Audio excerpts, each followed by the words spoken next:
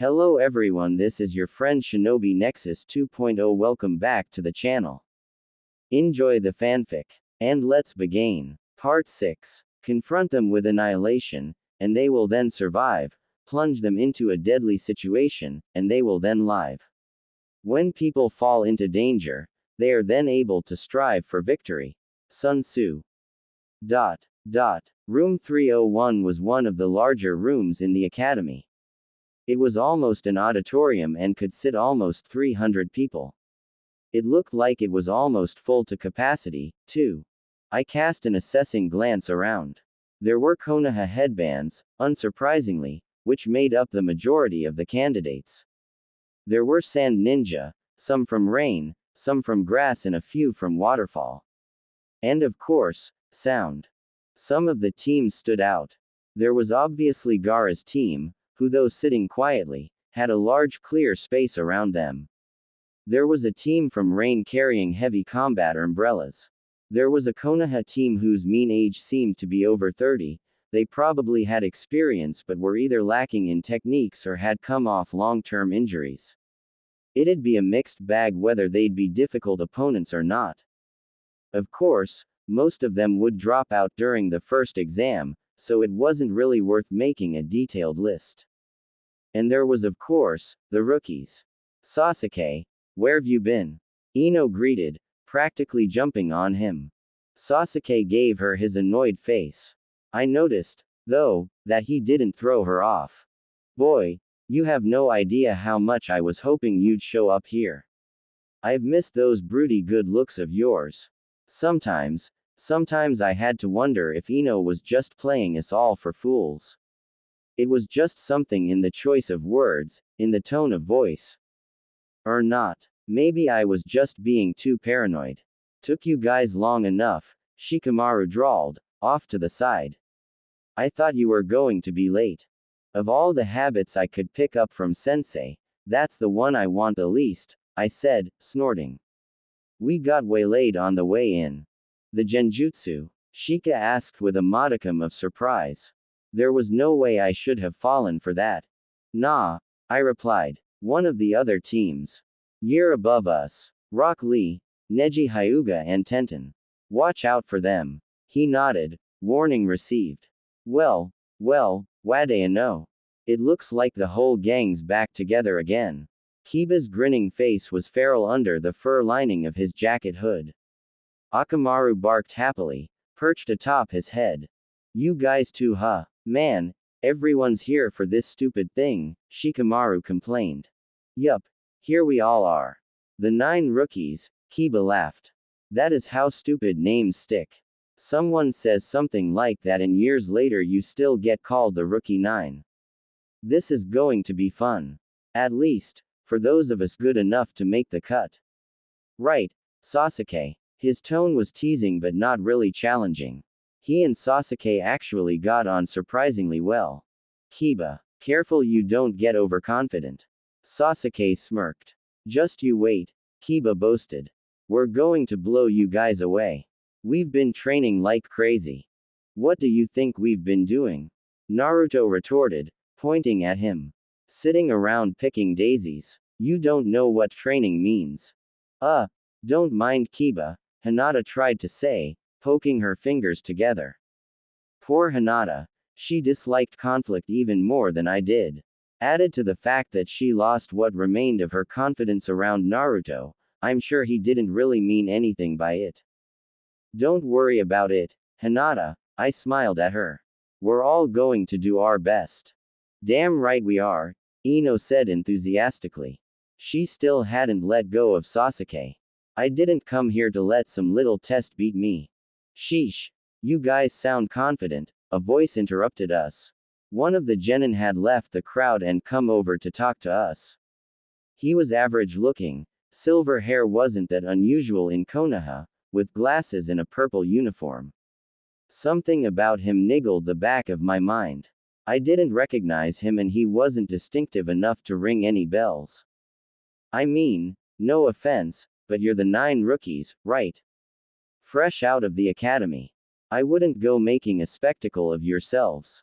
You might wanna try keeping it down. People who said, "No offense," generally meant every offense. There was a note of high-handed arrogance in his voice too, under the condescension. "Well, who asked you?" Ino snapped. "Who are you?" "I'm Kabuto Yakushi." But really. The rest of his speech faded out in a blur of white as I realized with a jolt of horror just who was standing there in front of me. Kabuto. That was Kabuto. Orochimaru's spy. Madara's ally. The one responsible for the mass Edo Tensei. Of course he was here. I wanted to kill him. I wanted to kill him. I shuddered at the sheer vehemence of the emotion. I'd never met him before, never seen him, never talked to him, but for what he was going to do, I wanted to kill him. I wanted to kill him so badly it hurt, and I knew I wasn't going to get the opportunity. He might have been playing the failed genin, but he was Junin level.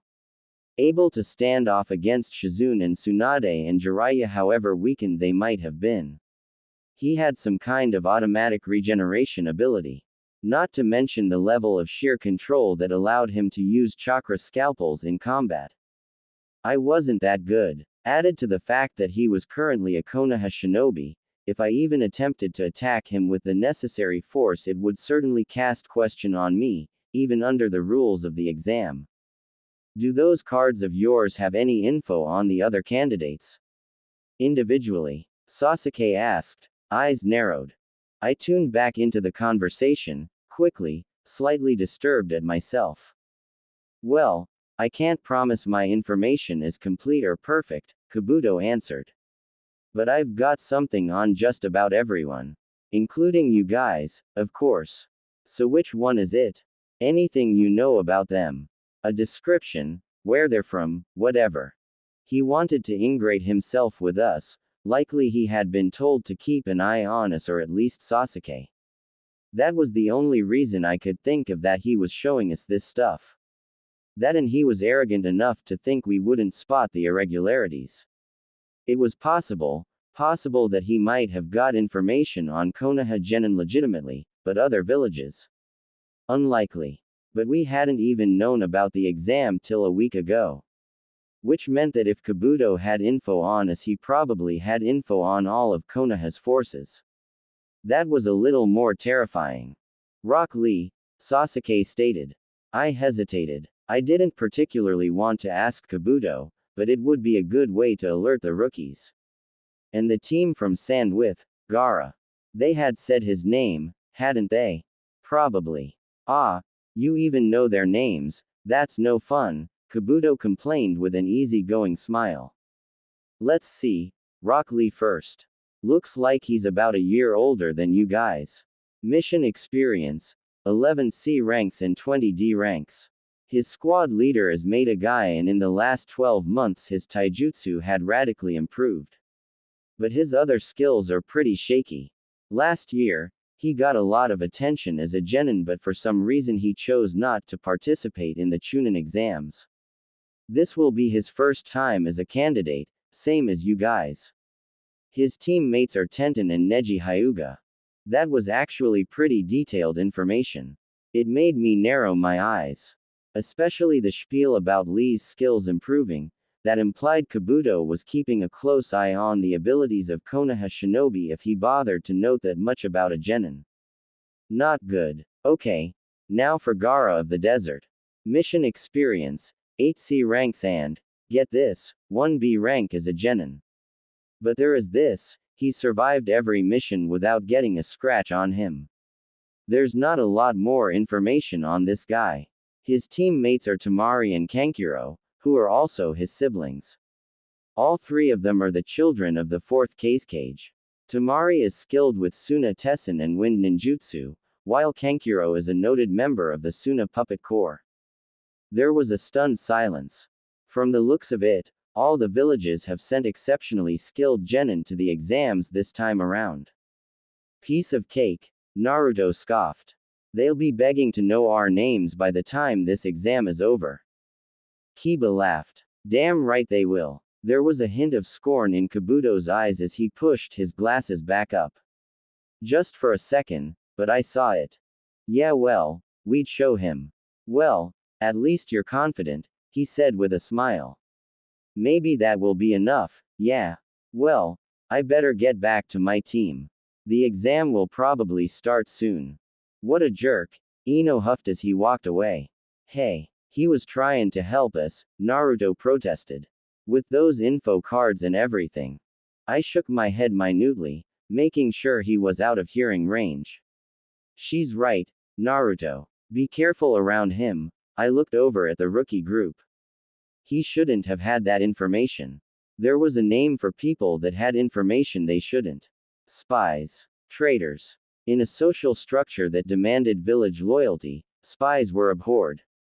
Perhaps we should inquire to our sensei later, when the exam is over, Shino suggested, his voice monotone. If it is suspicious, then our superior officers should be informed. Right, I said. Who knows? He might be part of the exam, but he might not. It was only a small thing, and I wasn't sure how much weight the suspicions of a few rookie genin would have, but it was a start. There was an explosion of chakra, a huge surge in the air, as the exam officials' all body flickered in. There was nearly 20 of them, all dressed in the gray intelligence division uniform.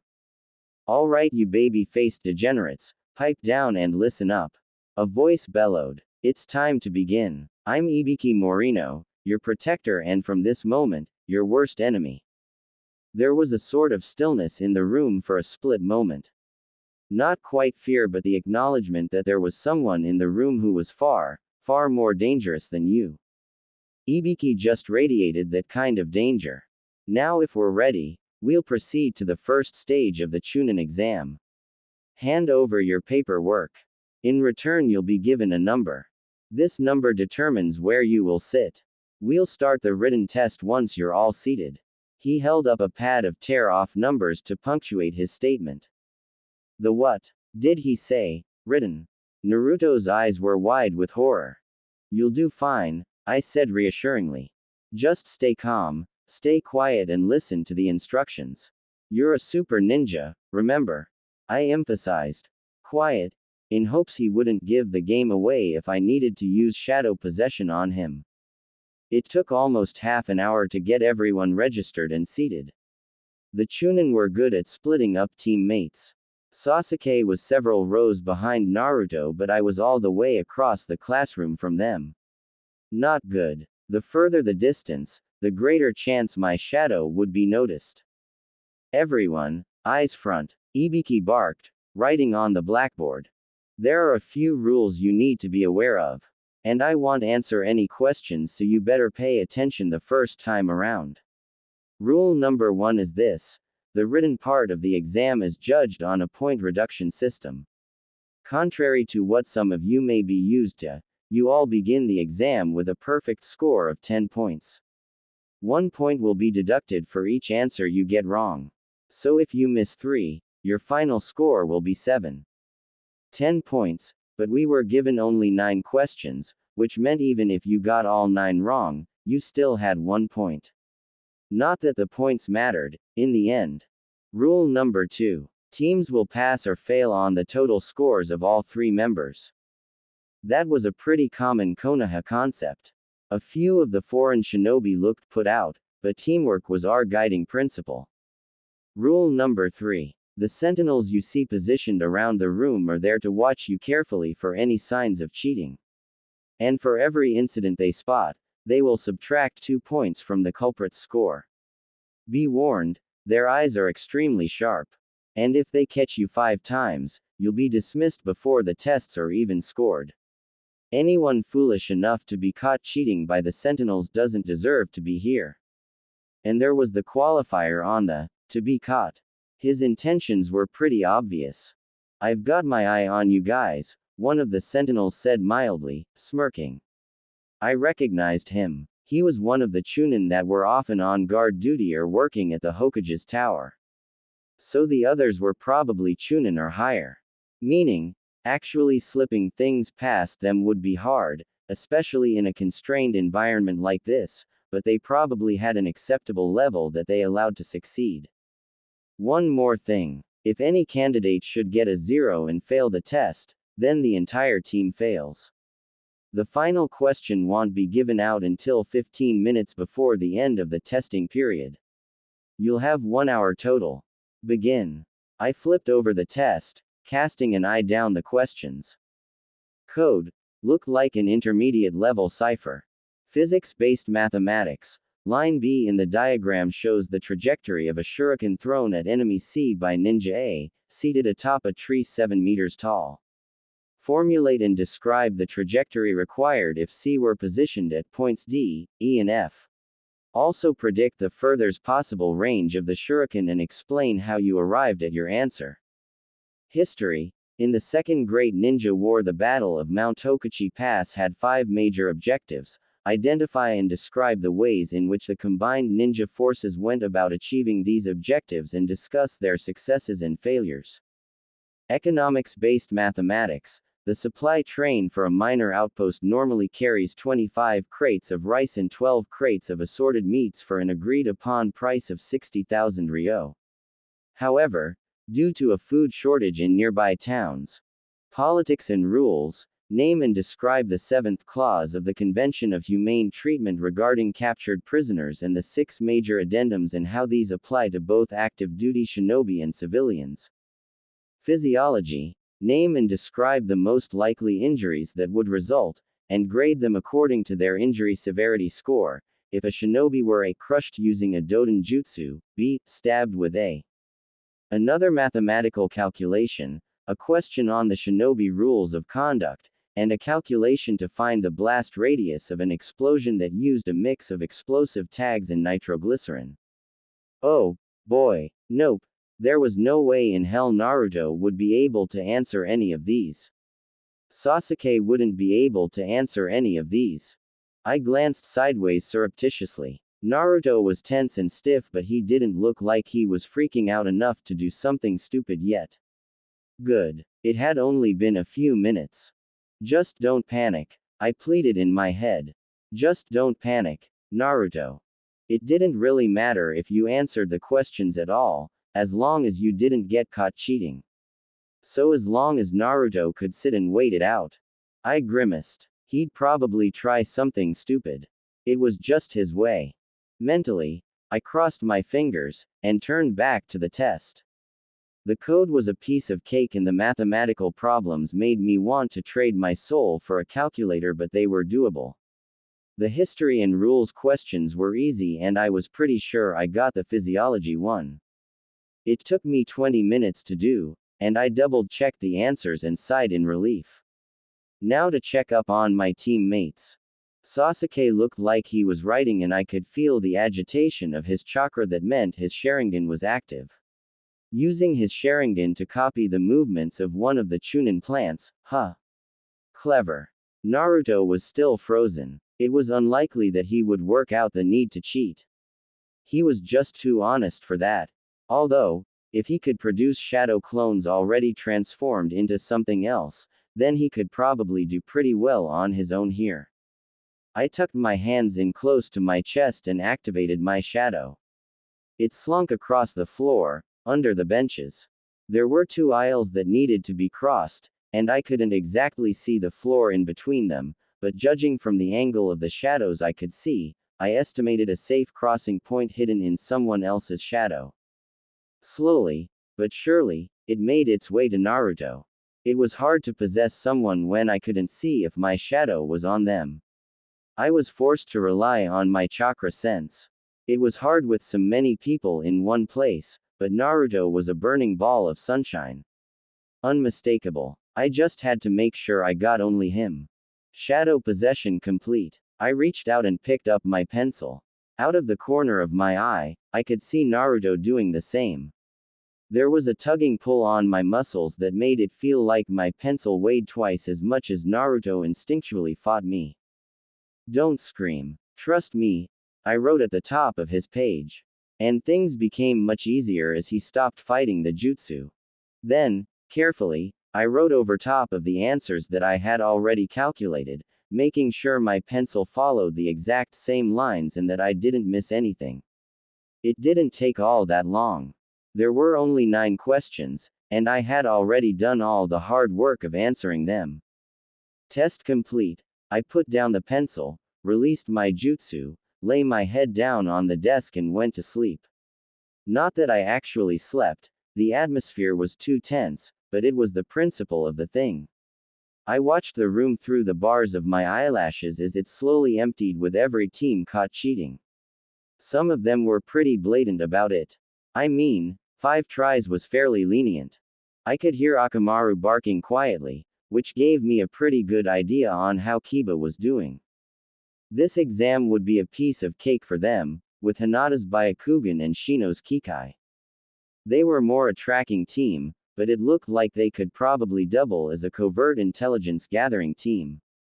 Actually, the exam was probably pretty easy for Team 10, too, since they were basically an intelligence gathering team. I could see Ino's slumped body, like she was taking a nap too, and was quietly glad that the angle was all wrong for her to target me. I'd never been on the receiving end of the Yamanaka mind-body switch jutsu and I didn't really want to.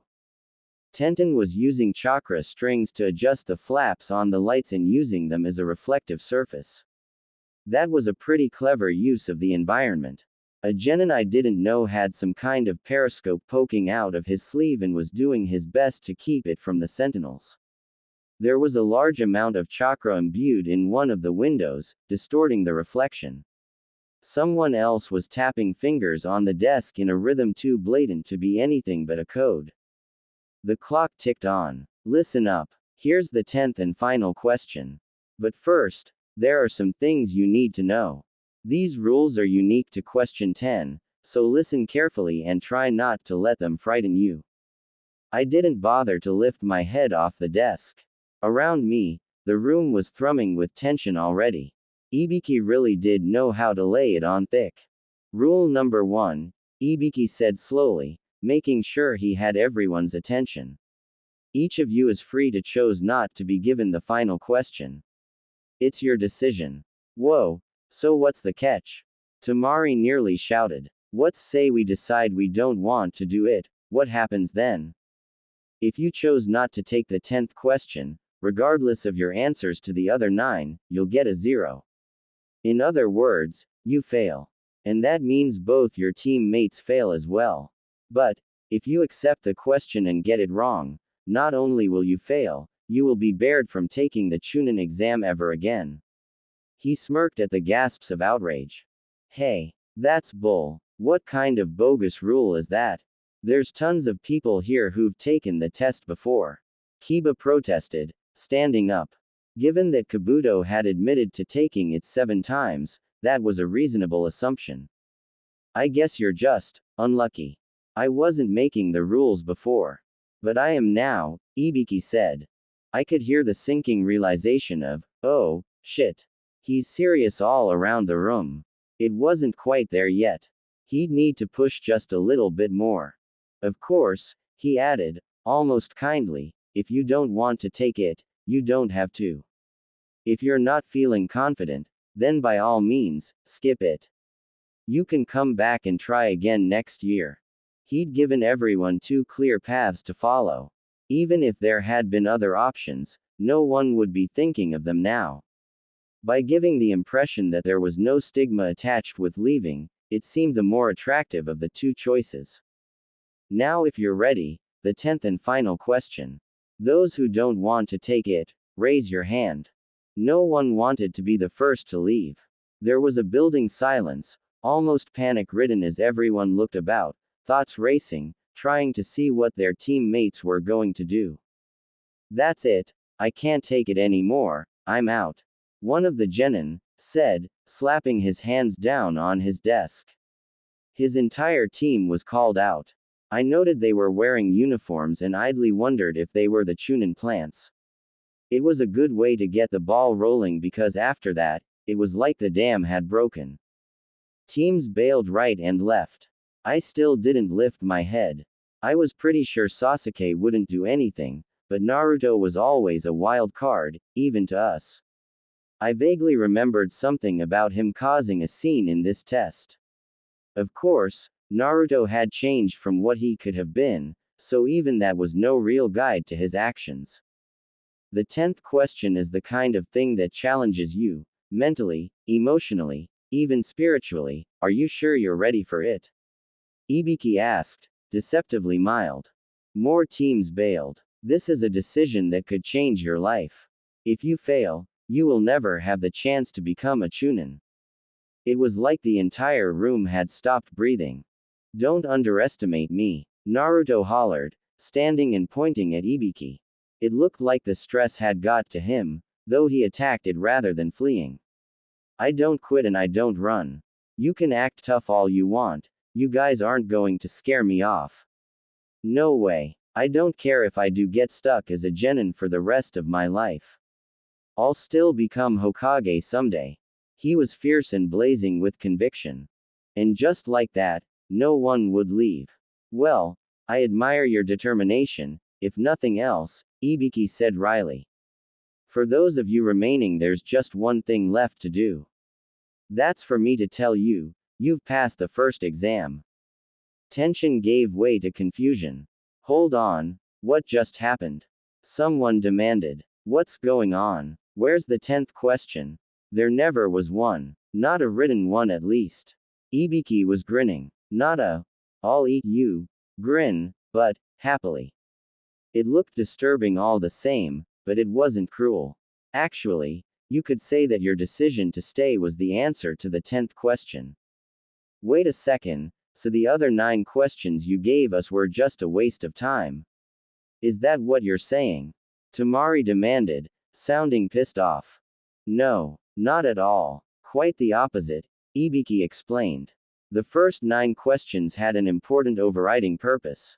To test your abilities to surreptitiously gather strategic intelligence under the most adverse circumstances. That was a long, fancy way to say, cheat while being watched. Let me explain, he continued. You see, my objective was to test you not only as individuals but as a team, and as how well you function as a part of that team. That's why the test was scored on a team basis, so that you knew everything you did or failed to do would directly affect your teammates. I wanted to see how well you would handle the pressure. That was probably why Tamari was so pissed, actually. At this point I wouldn't want to be the one responsible for making Gaara fail, either. That would be a one-way ticket to a shallow grave, if there was even enough of you left to bury. Ibiki continued to explain the test. It was difficult in order to encourage cheating. Those who cheated badly failed. It was pretty straightforward. Information, it can be the most valuable weapon in battle. How well you gather information can determine whether a mission is a failure or a success. There'll be times you have to risk your life to get it. He raised his hands and took of his bandana. I straightened a bit, propping my chin in my hand. His skull was a mess, but under the visceral horror it did make me wonder what the purpose of those marks had been. Burn marks, puncture wounds, cuts and slices, they told a horrible story, but why the skull? It's not exactly the first thing you think of. Hands, eyes, even feet, they'd be more permanently damaging and therefore more terrifying, as well as being incredibly sensitive. He was wearing full gloves though, not the fingerless ones most shinobi wore. It was possible his scars weren't just limited to his head. Of course, you must always consider the source of your information. Intelligence gathered from an enemy is not necessarily accurate. Always bear this in mind. Disinformation can be worse than no information at all. It can lead to the death of comrades or the loss of a village. That's why I put you in the position where you had to gather accurate intelligence. Cheat. In order to survive. Those who weren't good enough at it were weeded out. Leaving the rest of you. He put his bandana back on and scanned the room. The 10th question was the main point of the whole exam. The final question gave you 2 choices, both difficult. You could play it safe and chose to skip the question, though it meant that both you and your teammates would be failed. Or you could take the question, knowing if you got it wrong, you would lose your chance of ever being chunin. It was a no-win situation. But just the sort chunin have to face every day. For example, let me give you a hypothetical mission. To steal a document from an enemy stronghold. You have no idea how many ninja the enemy has. Or how heavily armed they are. Furthermore, you have reason to believe that the enemy expects you. You might very well be walking blindly into a trap. Now do you have an option of taking a pass on this insane mission, of saying, my comrades would rather live to fight another day? Can you choose to avoid danger? No. There will be many missions that seem almost suicidal if you think about it. But you do not think about it. You think only of the goal, achieving it through courage and discipline. These are the qualities required of a Chunin squad leader.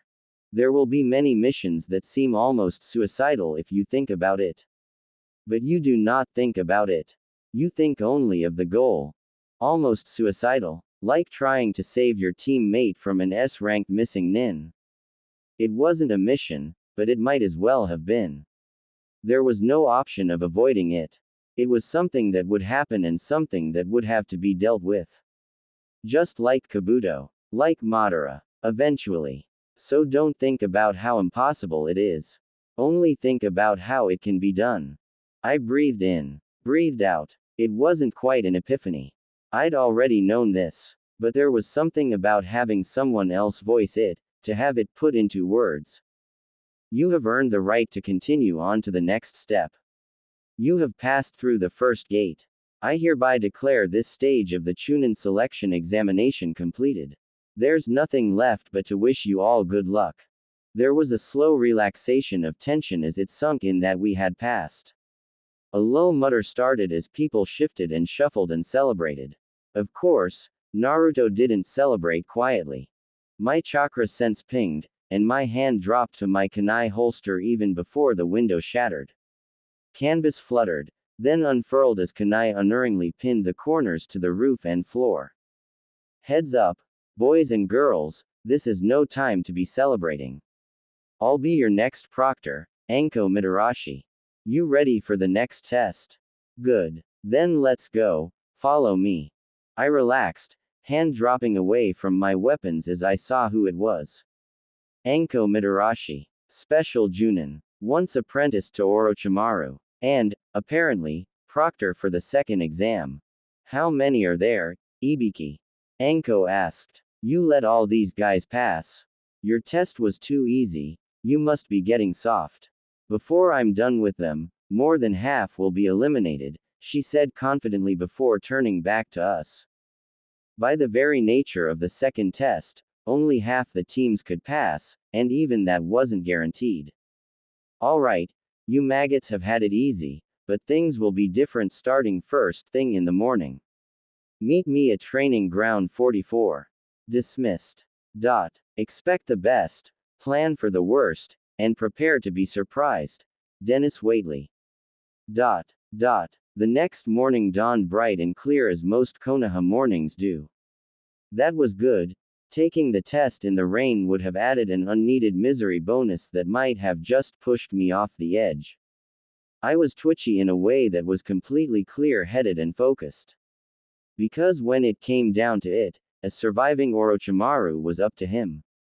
Him and luck. There was no way I could stand against him. Hell, the three of us couldn't even touch Kakashi, and when those two had met, Kakashi with Chidori already going hadn't even registered as a threat.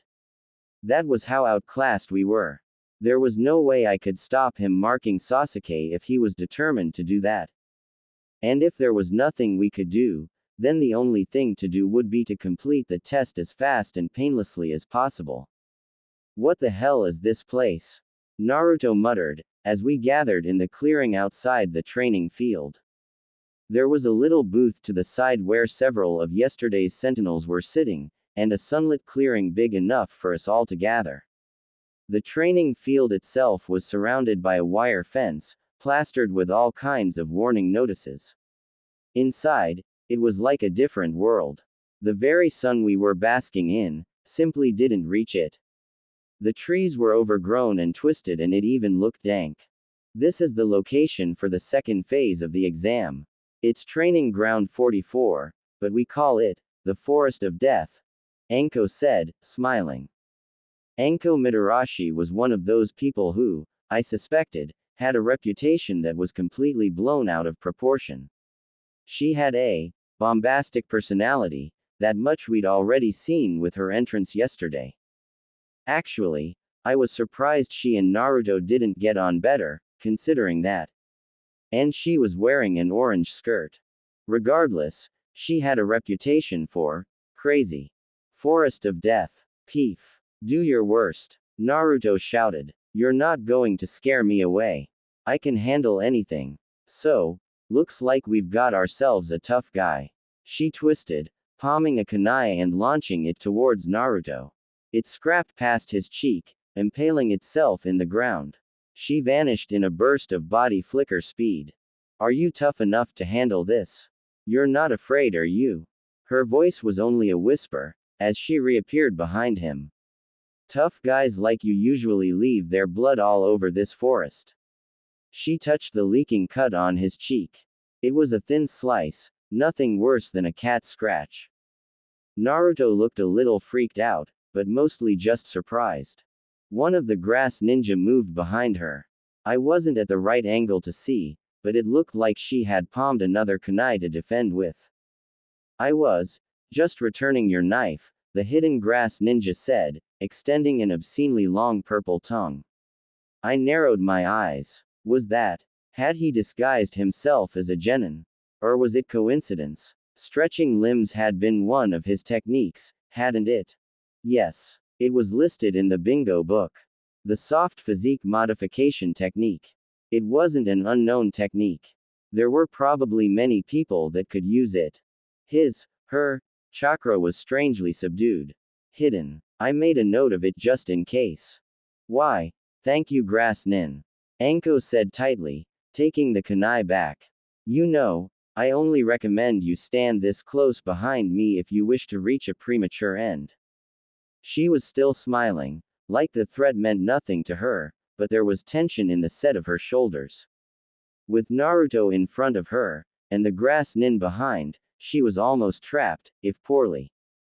But the fact that her first instinct had been to defend, rather than to move and abandon Naruto, that won her points with me. My pardon. With the sight of blood on your blade slicing through my hair, I'm afraid I became a little excited. I meant you no harm, the grass ninja said, voice syrupy. The implication that a genin could have hurt her was ludicrous. But Anko was losing the respect of the crowd, and she probably knew it. The whole point of attacking Naruto would have been to gain fear, since he'd been the one expressing confidence. Seems like everyone here today is quick-tempered. There must be something in the air, she said blandly, moving back to the front of the group where we could all see her. It looked like she was changing tactics. Now before we begin this test, I have something to hand out to you all. It's just a standard consent form. Before the test, all of you are going to have to read over this form and then sign it, she said, holding up a thick stack of papers. What for? Naruto asked, puzzled. Some of you may not come back from this test. And I have to get your consent for that risk. Otherwise it would be my responsibility. She chuckled like the concept was ridiculous. It was all mental games. The Chunin exams was like a mission. Once you accepted it, it was up to you to make sure you survived.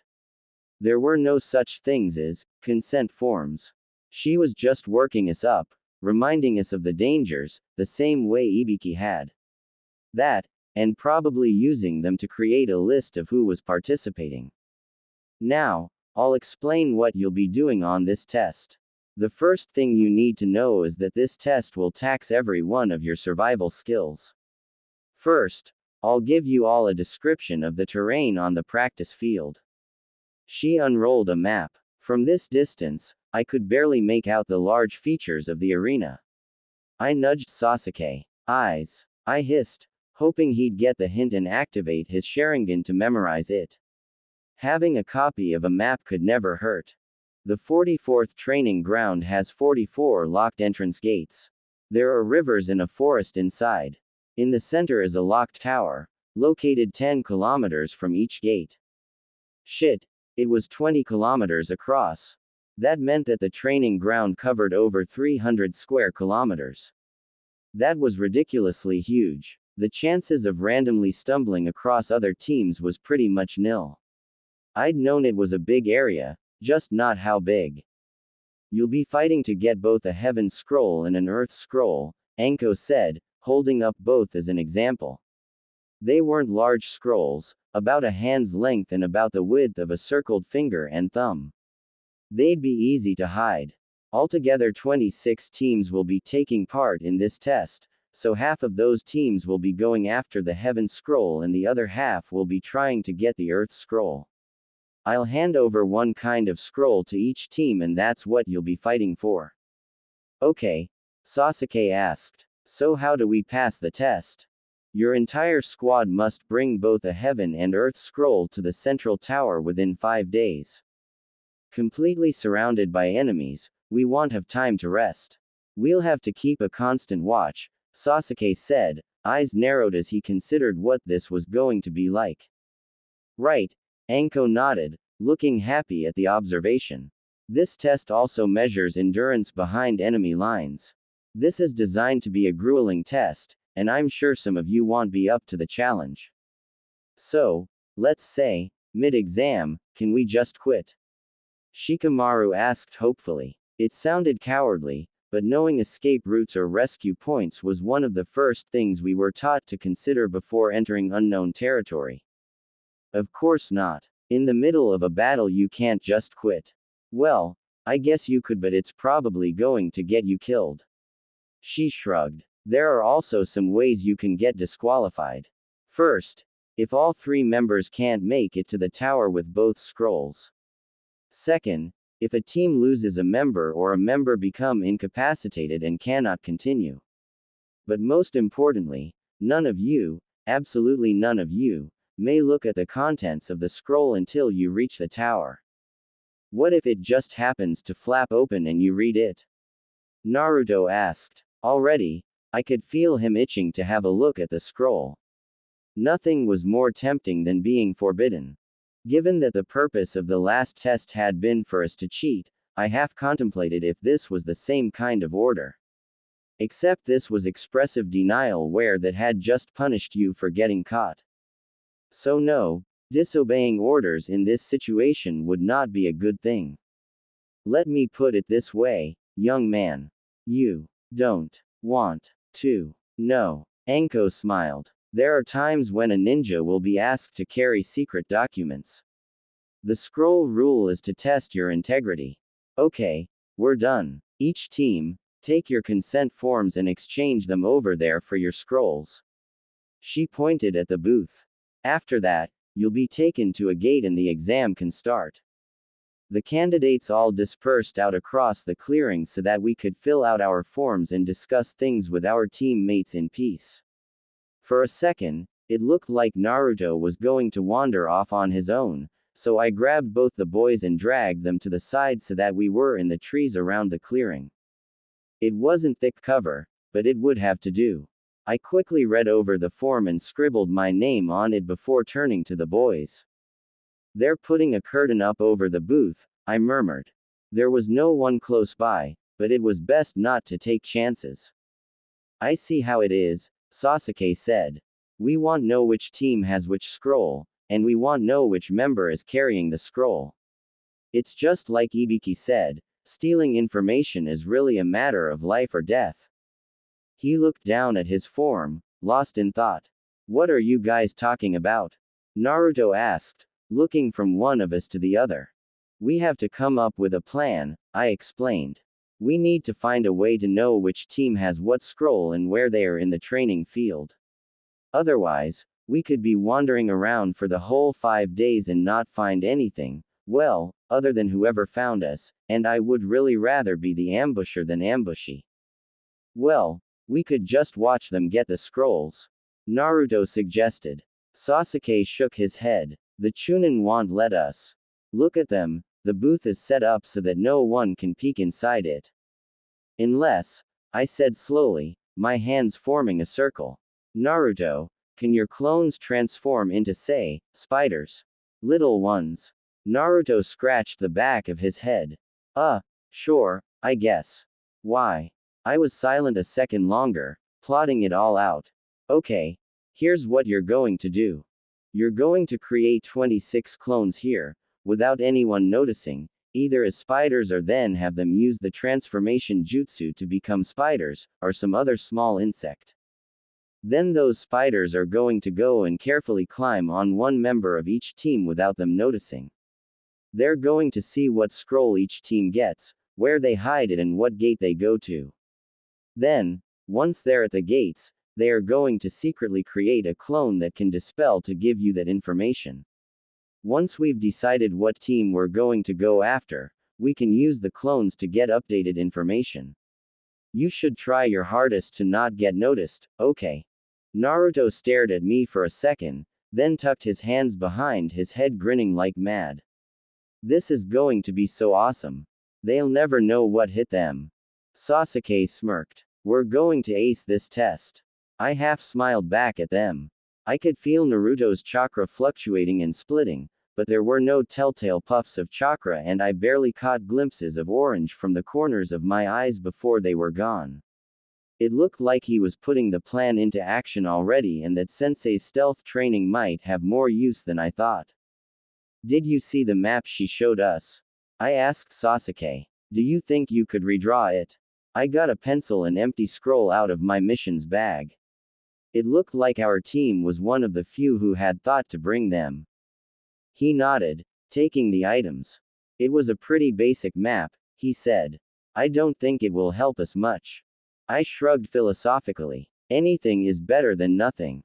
Alright, everyone, we're going to start handing out scrolls now, the Chunin announced from the booth.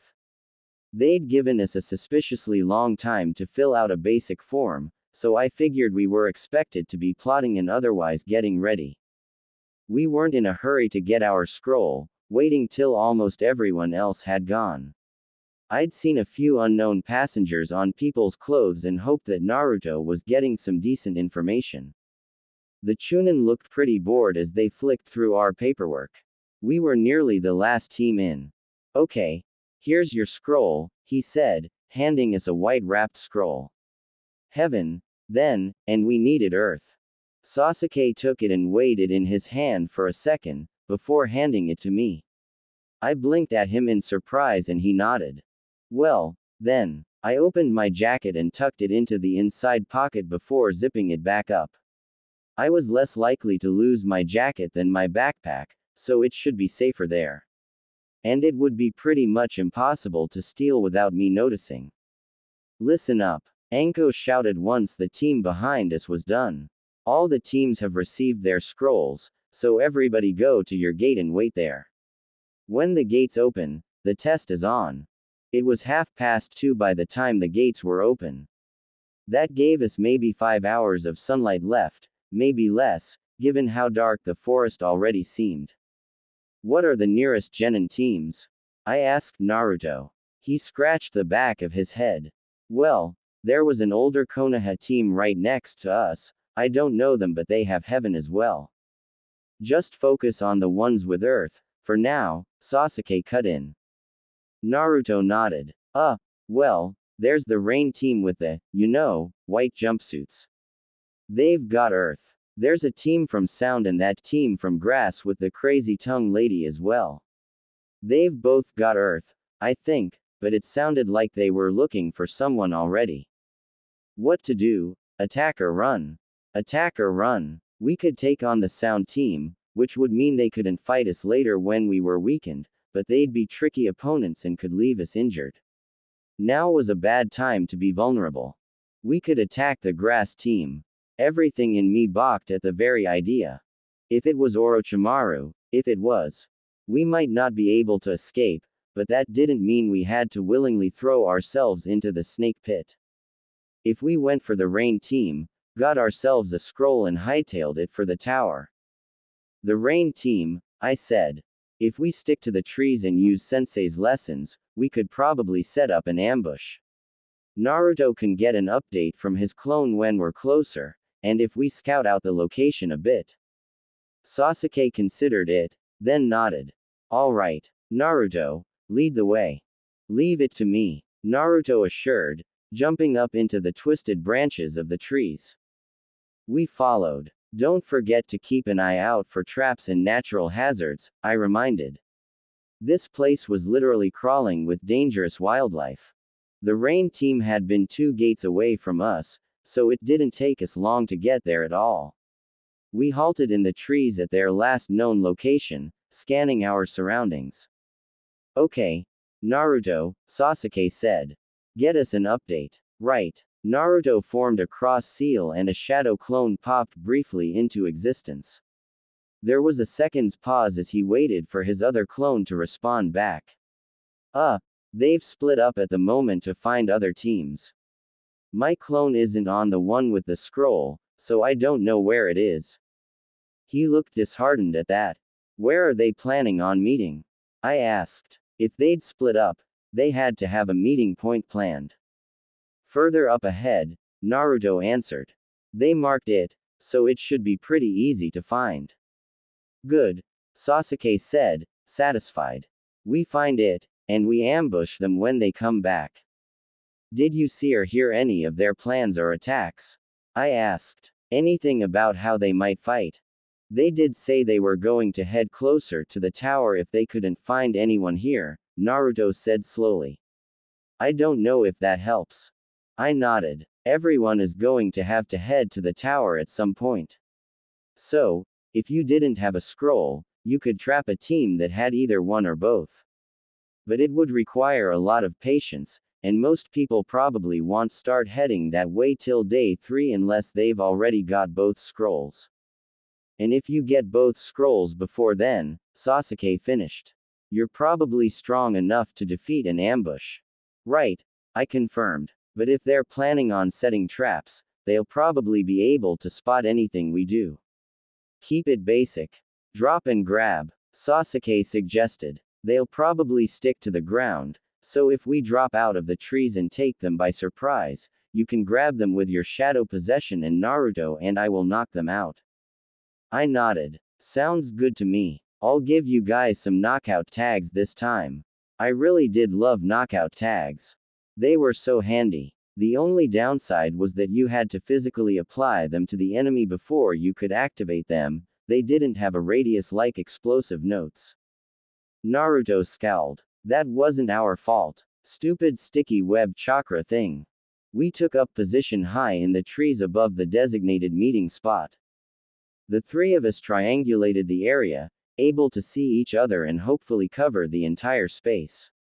It was the same as any other watch duty we'd ever done, but more difficult because there were far more dangers to watch out for.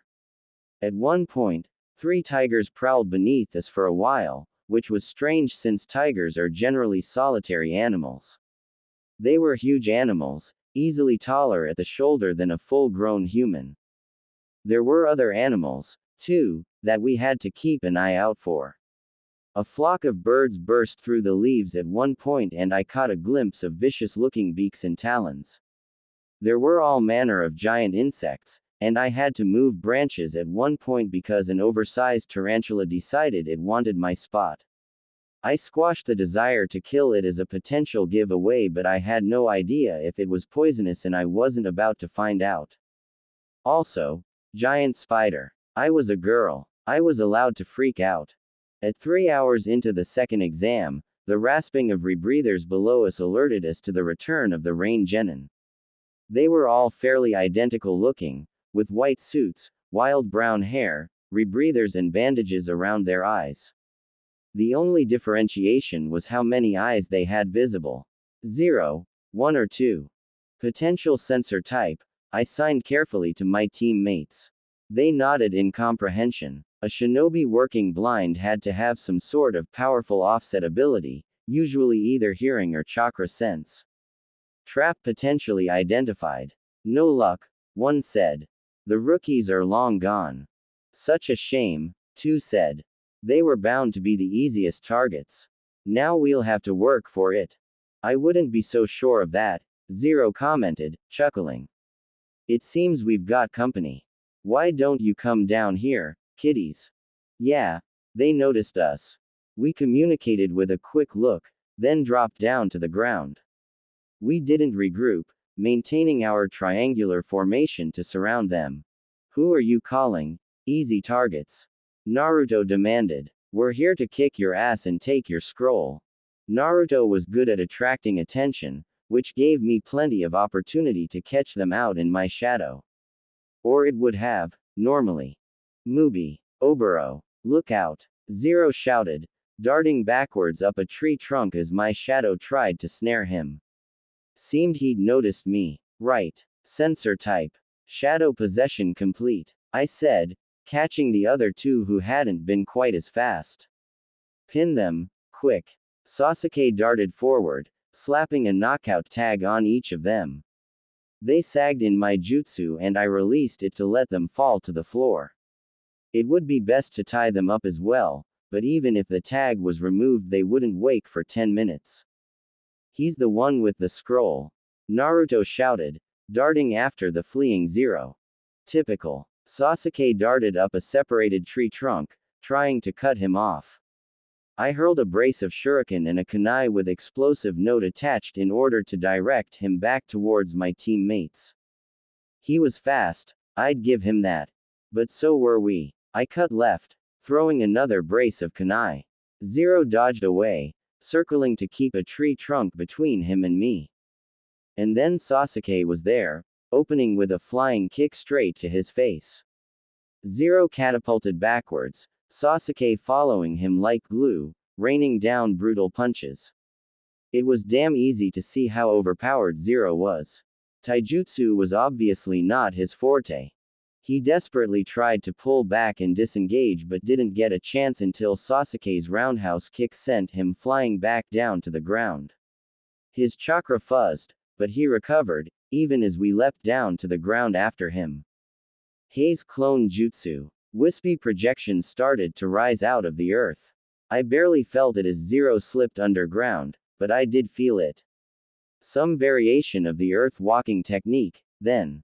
I concentrated on keeping track of him and preparing my jutsu, trusting my teammates to keep watch. Clones. Naruto said. I got this. Shadow clone jutsu. The clearing was suddenly full of orange.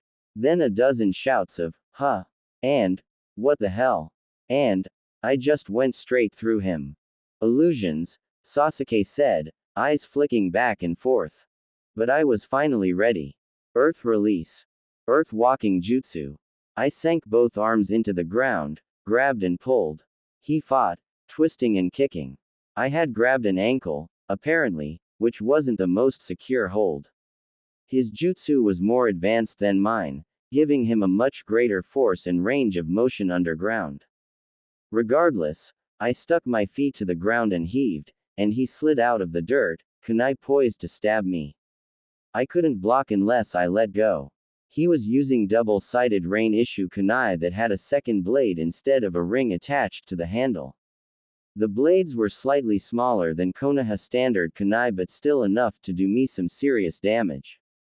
I didn't let go. Sasuke had his Sharingan active. There were a dozen Narutos in the clearing. He was disarmed and pinned down before I even fully had him out of the ground. Got him, Sasuke said, sticking the knockout tag on him. I panted. Scroll. Got it. Naruto sing-songed, holding up the item in question. I smiled in relief. Now what do we do with them? Sasuke asked, staring at the unconscious body in front of him. I could tell he was thinking the same things I was. Tie them up. We don't want them coming back after us, I said, absently wiping my now very dirty hands on my pants. We could even net them, which will at least protect them from most of the animals. Because even if they were the enemy, I didn't particularly want to leave them tied up and helpless in such a dangerous place. If we were closer to the fence I'd suggest throwing them over it, I said. Sasuke considered and shook his head. Too far. Let's get back to the others before they wake. He used ninja wire to tie Zero's hands and feet together, taking care to bind the fingers in a professional manner to prevent hand seals. The other two hadn't woken yet, which was good, since I didn't really want to go to the effort of fighting them. We tied them up the same, and then bundled them in a net trap and hung it from a tree branch like some weird piñata. It was the best we could do for them. Who's taking the scroll? Naruto asked, when we were done. He was fidgeting it between his hands. Sasuke and I looked at each other. It wouldn't be a good idea to give it to me, since I already had one, so the choice was between Naruto and Sasuke. Does your jacket have an inside pocket? I asked. I think so. He unzipped his jacket to check. Most ninja clothing had an excess of pockets. We liked pockets. They were handy. Yeah, right here. Okay. Put it in there, Sasuke ordered. And don't take your jacket off for anything.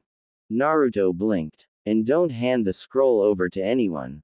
Not even me or Sasuke, I added, aware that people would probably try to impersonate us. You want me to keep it? He asked slowly, a little disbelieving. What? You don't think you can handle it? Sasuke asked, tauntingly. You just watch, Sasuke. This will be the safest scroll in the entire forest.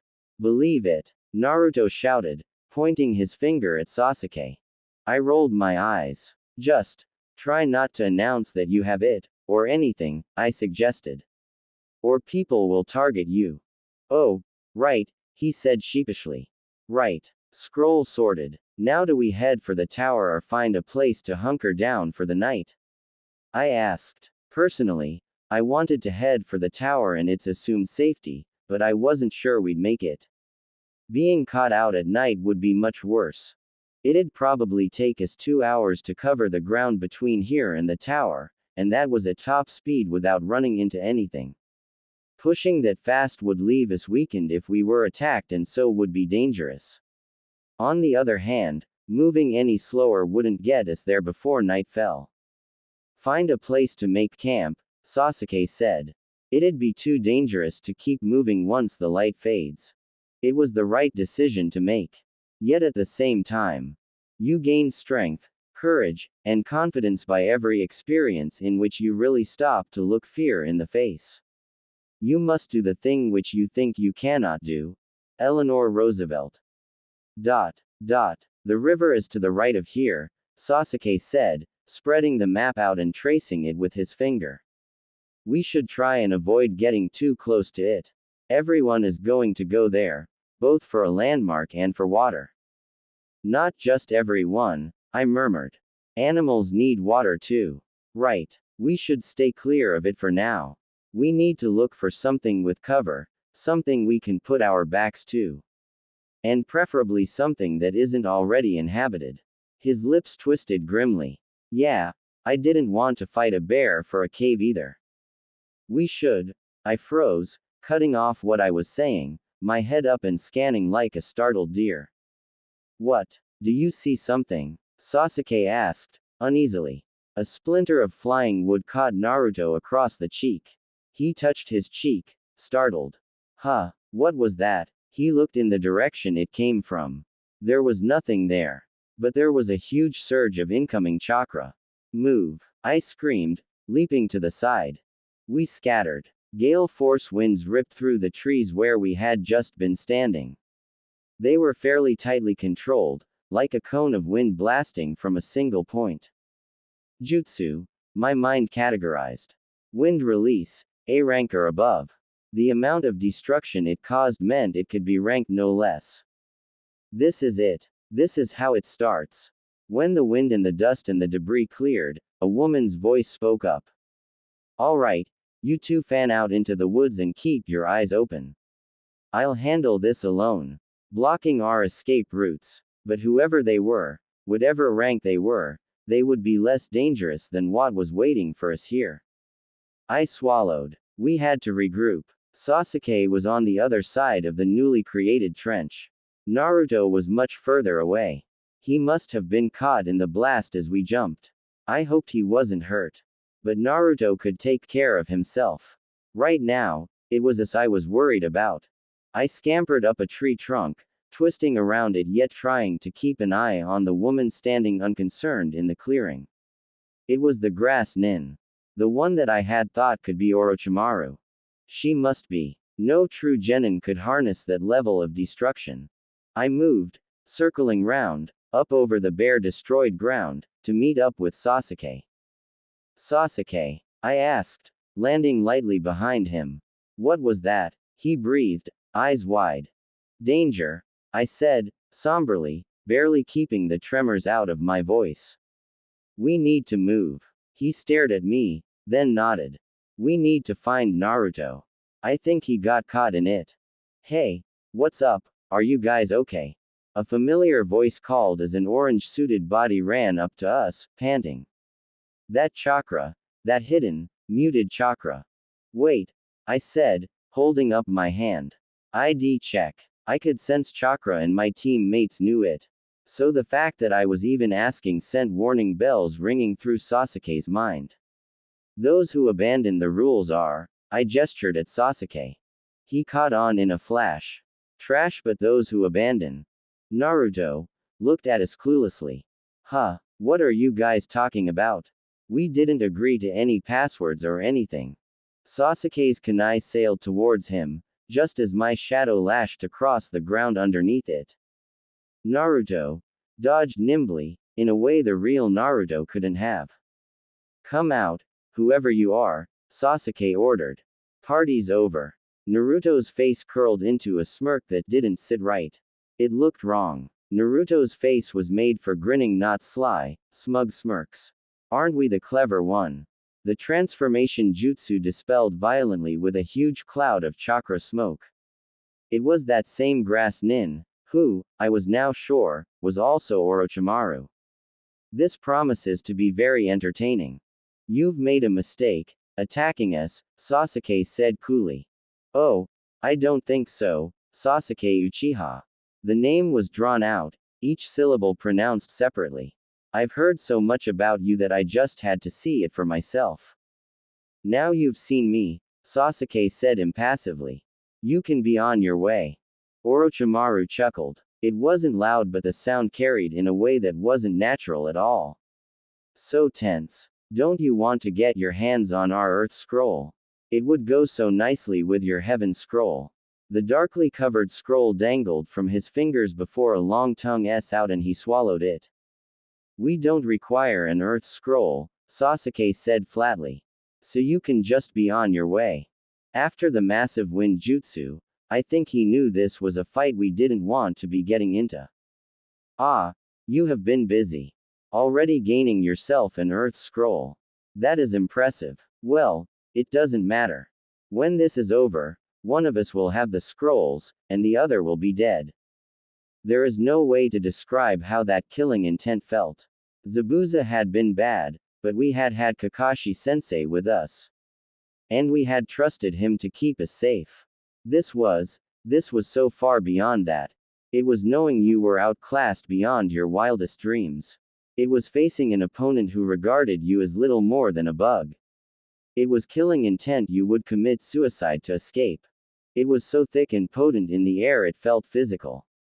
It was like cement blocks around my feet. Like weights tied to my neck. It choked in my throat like rotting meat every time I tried to breathe. It burned my skin, rough and angry chakra that hated so badly. It was painful. It was ugly. My heart thudded an erratic beat. I could see my death second by second, painted on the underside of my eyelids, etched into my brain as it approached, and I could not escape. But a tiny, cynical portion of my brain whispered, it's not as bad as Kyuubi. Sasuke retched. He was shaking, shivering just as badly as I.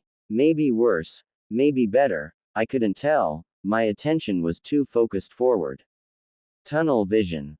Orochimaru laughed, mockingly. You're paralyzed with fear. Prey in the gaze of a predator. How amusing. Sasuke staggered to his feet, clutching a kunai shakily in his hand. Very good, Orochimaru said approvingly, voice aggravatingly calm. How could he project such bloodlust and still act so indifferent? Now what happens? The killing intent doubled. The air pulsed, like we were inside a beating heart. I was drowning, I couldn't breathe. Don't worry, I'll make it quick.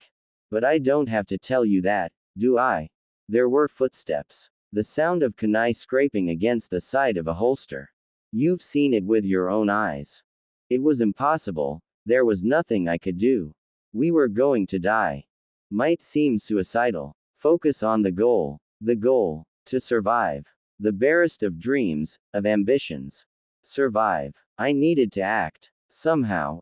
Anyhow. Right now. Anything would be better than nothing.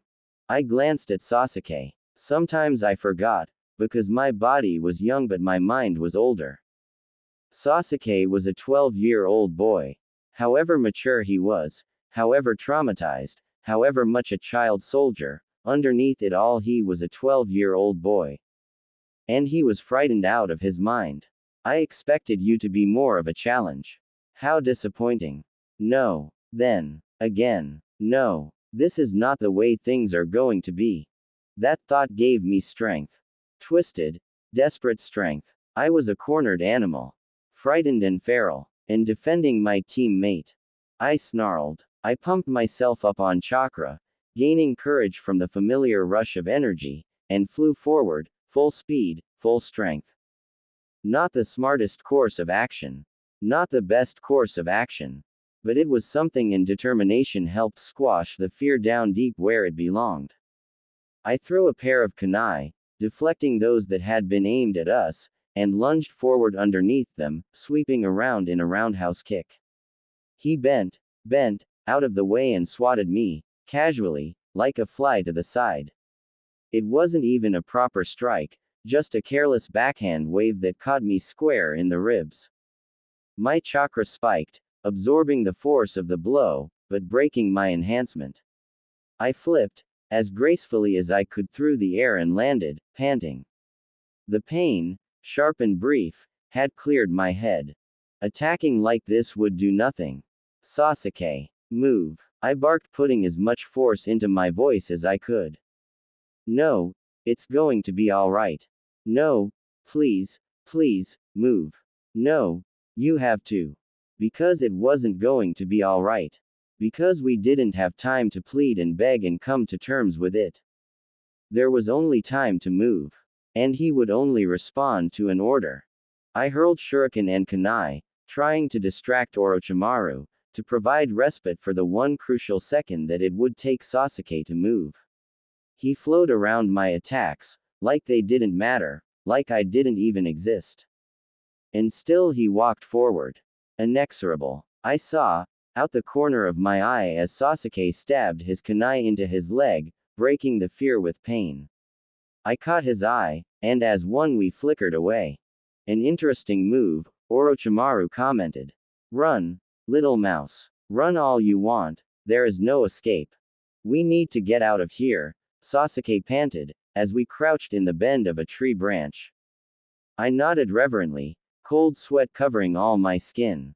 We run.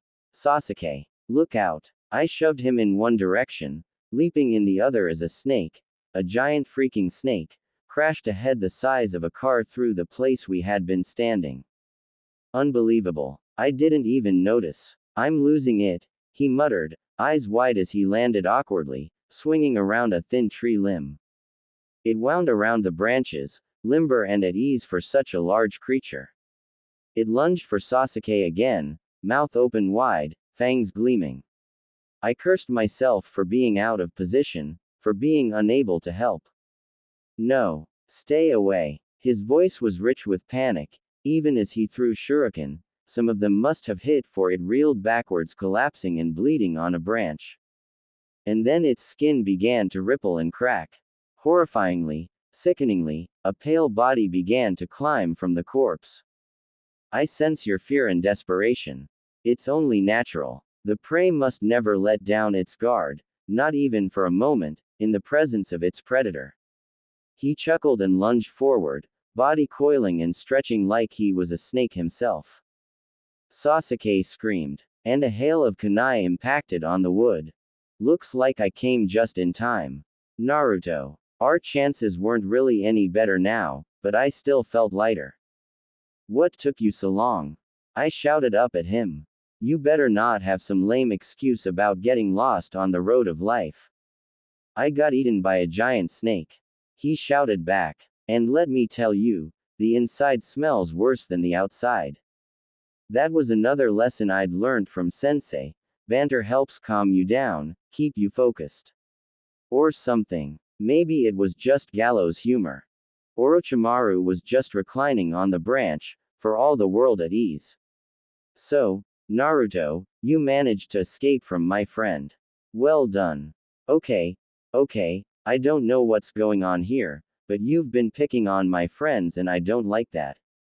So you just better slither back into your hole before I make a pair of shoes out of you. Naruto shouted back. Could he not feel the killing intent in the air? I wondered hazily. Or did he just not care either way? Clones. I shouted suddenly. As many as you can. On it. Chorused back to me a dozen, 100, maybe even 1,000 times over, more shimmering into existence wherever there was space. I grabbed the one nearest me. Transform into Sasuke and me. Then use replacement to get us out of here. We're running. My voice was terse and concise. It nodded and dispelled. The reaction was immediate. I felt the tugging pull of a replacement jutsu even as orange faded to blue and green in front of me. There was a Sasuke and Naruto in front of me. I assumed they were the real ones. Quickly. I hissed, darting forwards. What's going on? Naruto hissed back. Why are we running? You don't know what you're up against. Sasuke shot back, fear making his voice hoarse. If we stay here, we'll die. There's no way that person is a genin, I finished. Almost immediately, as if to punctuate my words, a tornado ripped through the air. This was 10 times as violent as the first one he had thrown at us, shooting straight up into the air. The tree creaked and groaned, wobbling violently as it was uprooted. Shit! Naruto hissed. My clones are all dispelled. Sasuke trembled. We have to. We'll fight, if we have to fight. Naruto barked. Stop cowering like a frightened rabbit. This isn't you, Sasuke. He looked like he wanted to shake him. We could give her the scroll, Sasuke muttered, wildly. I don't think he wants the scrolls, Sasuke, I said, shakily. Very true, a smooth voice said. A sensible offering though. Sometimes, the helpless prey, if they are to save their own skins, must distract the predator with something even more precious. He slid around the tree, already ahead of us. But it doesn't matter. As far as the scroll goes, I could simply kill you and take it. He sounded like he liked that idea best, biting his thumb and smearing blood over the strange tattoos wrapped around his wrist. Summoning jutsu. A huge snake, as big as the one before, if not bigger, burst into existence. What a tasty little meal you'll make for him. Careful, he likes to play with his food. He chuckled again, as the snake lunged forward. Again, we scattered, helplessly caught in his game. We had no choice but to play. I twisted, bouncing horizontally off a tree trunk, back towards the snake. I slammed an explosive tag onto its side, adhering it with chakra and rolled off the branch, letting gravity take me down out of the explosion zone. That was my biggest, most dangerous, tag. I felt the heat licking my back, heard the muffled whump, as it went up and rolled to my feet, to see the smoke clearing. It wasn't damaged at all. Sick fear pooled in my stomach. Shadow clone jutsu, Naruto called out, leaping down onto the snake, a dozen of him, all at once.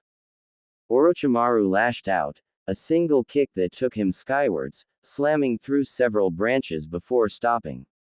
Naruto growled. Oh, God, not now, I pleaded, feeling the Kyuubi's chakra rising. Torn between two fears, I was stretched and going to break. It wasn't much, not even as much as he'd used on the bridge, and I could still taste it on the back of my tongue, acid burning and always reminding me. Not now. Not now, not. Small and helpless and Ogodime going to die. I see. I heard, as though from a great distance. I blinked, muzzily, trying to bring the world back into focus. When your anger is roused, some of the nine-tailed fox's chakra is released. What an interesting childhood you must have had. His fingertips lit up with burning purple chakra and he slammed it into Naruto's stomach. Right over top of the seal. Not good. Naruto's chakra went haywire, the lingering taint of Kyuubi vanishing, and he collapsed. His body draped over the branch, limp and lifeless. Was he still alive, at least? He still had chakra. But for how long? Who are you? I demanded shakily. I knew, oh I knew, but he had to say it. What do you want? He half turned, as though I wasn't worthy of his full attention. My name is Orochimaru. But as for what I want, his lips curved into a cruel smirk and his attention refocused on Sasuke. That is for later. He chuckled. Sasuke was still staring at him in abject terror.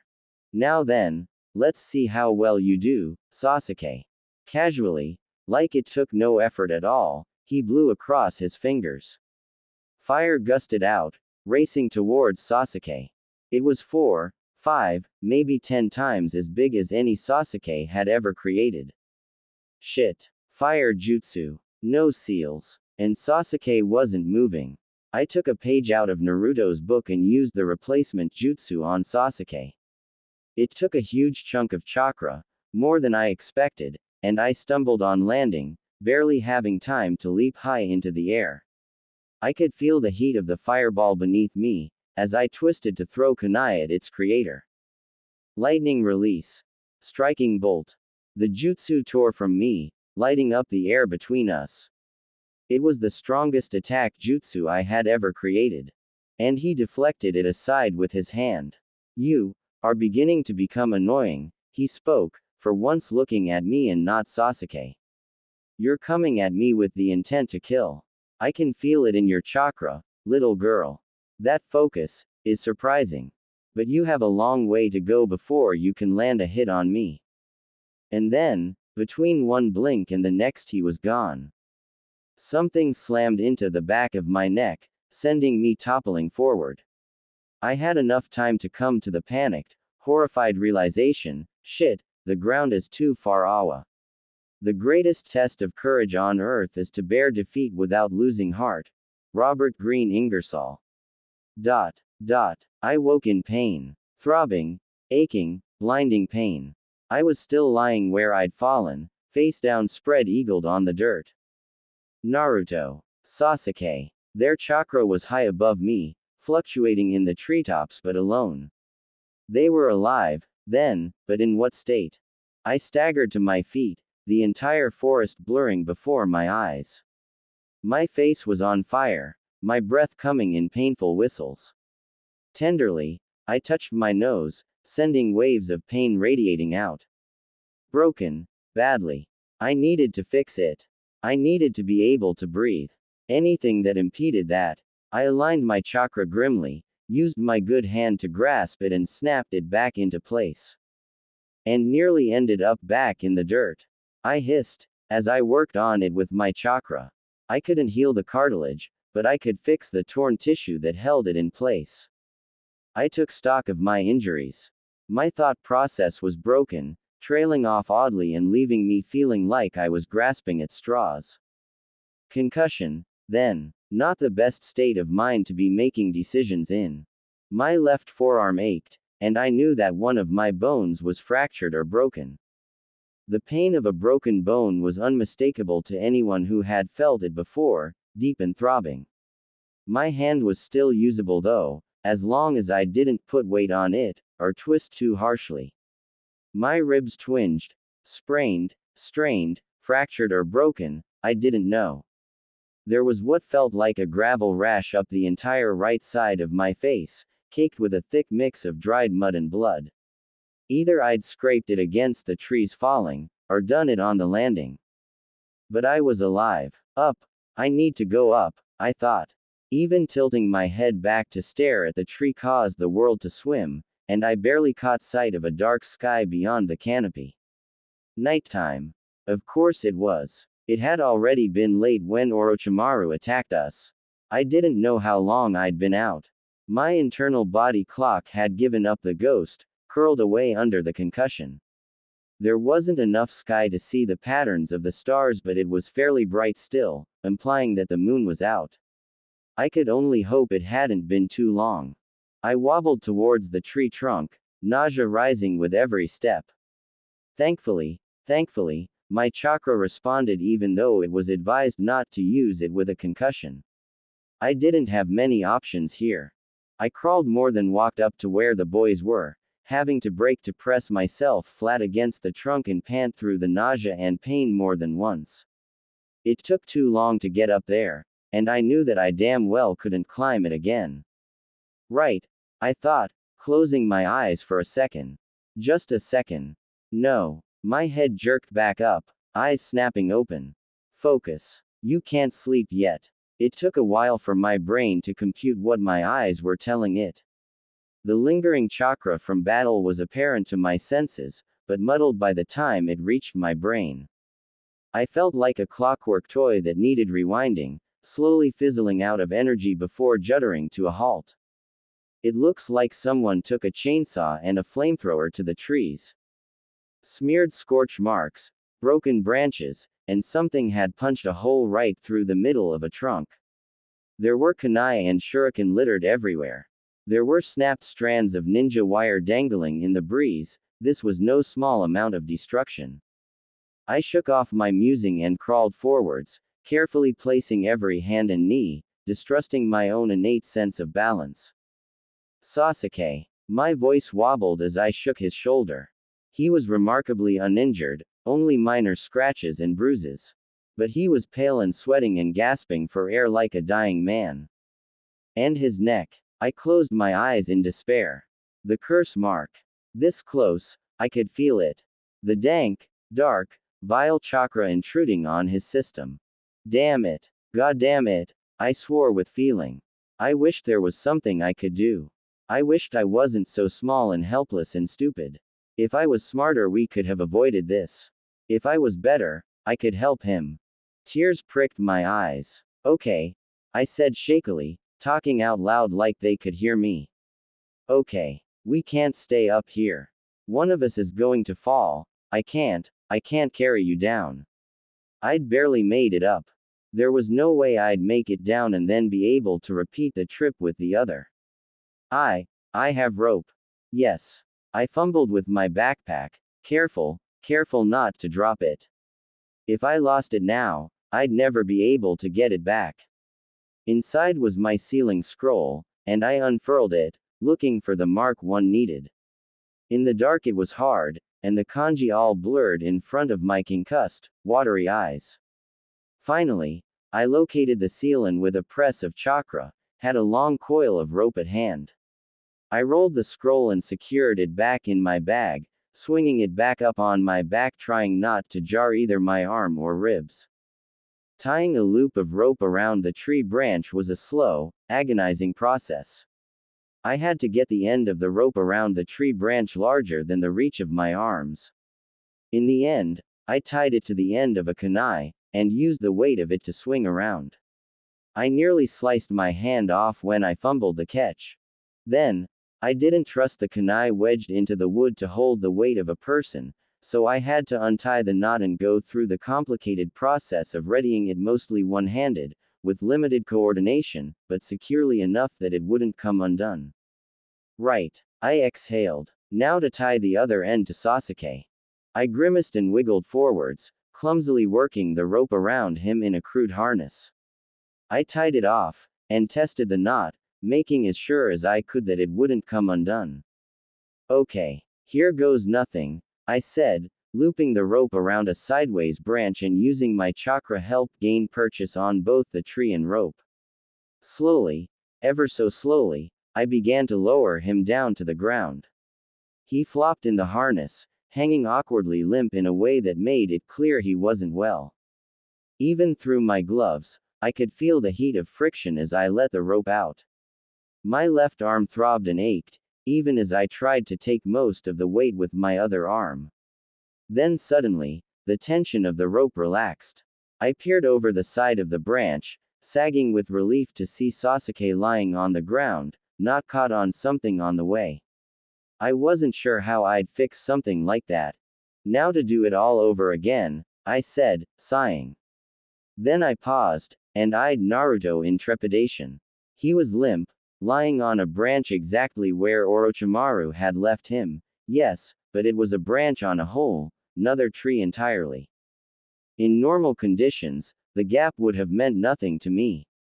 I could have covered it just as easily as crossing open ground. Now, I looked at the distance and didn't know if I'd make it. Can't stay here, I repeated, and jumped. The wood smacked into my feet harshly, sooner than I expected. I stumbled, and would have gone straight on over without the judicious use of chakra to keep me steady. I breathed out, shakily, feeling my ribs complain at the sudden landing. Naruto, like Sasuke, didn't look all that injured on the outside. But his chakra was strangely disrupted, almost as if something had shut it down and rebooted it. I couldn't wake him, not verbally, not physically, not even with a chakra spike. Damn, I muttered, having half had the hope that Naruto would wake and help. I was on my own. I felt the yawning chasm of fear and squashed it. I needed to get us away from here and somewhere safe. Everything else could wait. I got out more rope, glad that my ceiling scroll contained almost ridiculous amounts of everything. I was almost numb with cold and exhaustion and pain by the time Naruto hit the ground, his landing less than gentle. I grabbed the rope, and slid down it, barely able to control my own descent. My ribs screamed, my arm ached, my face throbbed. I didn't bother to untie the rope, just slashed through it with my kunai, leaving the harness still tied to Naruto. Sorry, Naruto, I said, attaching my shadow to him, forcing him to mimic my movements like a sleepwalker. There's no way I can carry Sasuke like this. Walking was bad enough. Crouching so I could get Naruto to pick Sasuke up, no, I couldn't have carried him. I wanted to get distance from the scene of the fight, but I knew we couldn't go far. I was running low on chakra and couldn't hold my shadow possession for long, even if Naruto wasn't fighting it. I cast my mind back through the hazy, hastily catalogued glances at the forest that I'd taken before and during the fight. Back this way, I decided, remembering a glimpse out of the corner of my eye. A small clearing. A large tree whose roots poked out of the ground to reveal a small cavern beneath. At the time I'd noticed it more for the clearing, larger distance between safe footholds in the canopy, but for now it would have to do. It was too close for my liking, anyone attracted to the fight would find us, but it was out of the immediate area of destruction. It would have to do. I shoved the boys in the cavern and set to work guarding it. It was an adequate hiding place with only one side open, which made it easier to set traps. I dropped a false surroundings genjutsu over the camp. It wasn't a particularly high-level genjutsu, nor difficult to break. In fact, it was the same one they'd used at the first exam on the second floor, but it was very adaptable. I used it to cover our presence, leaving only an empty clearing behind. Then I set up a few basic tripwires, kunai launchers and explosive note traps. There had to be a balance between setting up traps and taking care of my teammates. I shoved an antibiotic pill and a generalized antivenom into them both and took some for myself. With the generally unclean nature of the forest, and the giant snakes that had been flying around everywhere, we probably needed them. Even if they didn't help, they were designed to be used in situations where you could only guess at afflictions and wouldn't make things worse. And if they helped Sasuke, then that was only a bonus. Then I set to tending to myself. There wasn't much I could do for my ribs, but I covered the ends of two senbon and wrapped them to my forearm as a basic split. I folded some bandages into a sling for when I wasn't using it. Then, gingerly, with much cringing and flinching, I got to work cleaning up my face. It took me 2.5 flasks of water and several cloths to even remotely remove most of the dirt, and even then I was sure that it wasn't as clean as it could be. Given that my last life was pretty paranoid about infections and the hazards that came from dirty cuts, I didn't feel right leaving it, even though it wasn't impeding my combat performance. I smeared antiseptic cream liberally over my face and every scratch I could see on both myself and the boys. Sasuke was running a fever, and his breathing was harsh. His heartbeat was erratic, but this wasn't an injury I could heal. I dampened a cloth for him, to try and reduce the fever, but eventually left to return to fortifying our hideout. I yawned, feeling achingly tired and half asleep already. Sleep was one of the easiest and most important ways to recoup chakra. So naturally, the opposite could also be true. Chakra could be used to substitute for sleep. Not for long, and it wasn't healthy, but most ninja used it when on missions. Like now, when you were deep in enemy territory, sleep could equal death. I coaxed my chakra intro running sluggishly through my system. There wasn't much of it left, not if I had to keep holding onto my genjutsu. But dropping it wasn't really an option. I ate, even though I felt nauseous, because I knew I'd need the energy especially if I wasn't going to be sleeping, and went back to rigging the clearing into a field of death. If we were going to be attacked, then we needed a hell of a defense. By the time I was done, it was maybe 3, maybe 4 o'clock in the morning.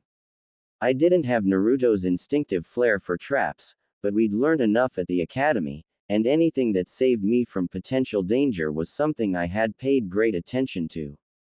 I sat back in the cavern, propping myself up against the side and settled into watch, slowly sipping water and nibbling on ration bars. I watched the clearing through half-lidded eyes and focused desperately on not falling asleep. It would be so easy, too, despite the aches and pains, the nausea, the way the world spun and swum if I moved my head too fast, it would just be so easy to slip off to sleep.